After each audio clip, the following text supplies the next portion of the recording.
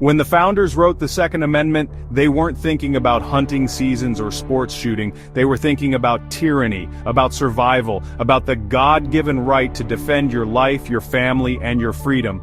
Today, that right is under attack. Not because it's outdated, but because it's still powerful.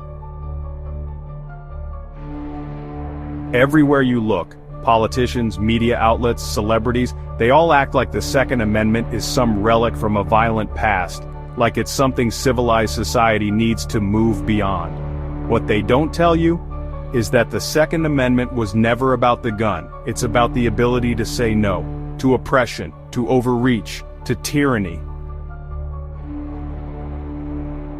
They say banning guns will make you safer. Really? Look around. Crime is exploding in cities that are already drowning in gun control laws. Good, honest Americans are forced to sit helpless while criminals, who don't care about laws, run the streets. Tell the single mom who lives in a dangerous neighborhood that she doesn't need a gun. Tell the store owner who had to defend his life during riots that calling 911 is enough. When seconds count, the government is minutes away. And the people telling you to disarm, they're protected by private security, armed guards, gated communities.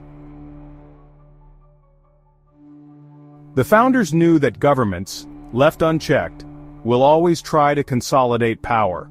The Second Amendment wasn't written for hunting. It wasn't written for sport. It was written to make sure the government understands. The people are the firewall between freedom and oppression. Every tragedy is weaponized.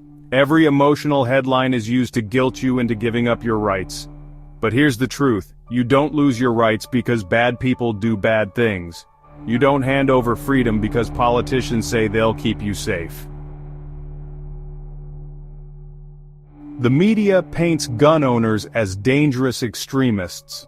But when you walk into a gun range, you don't see radicals. You see fathers teaching daughters. Mothers protecting their families, veterans mentoring the next generation on responsibility, not violence. This isn't about guns, it's about control. The Second Amendment is the only amendment that defends all the others.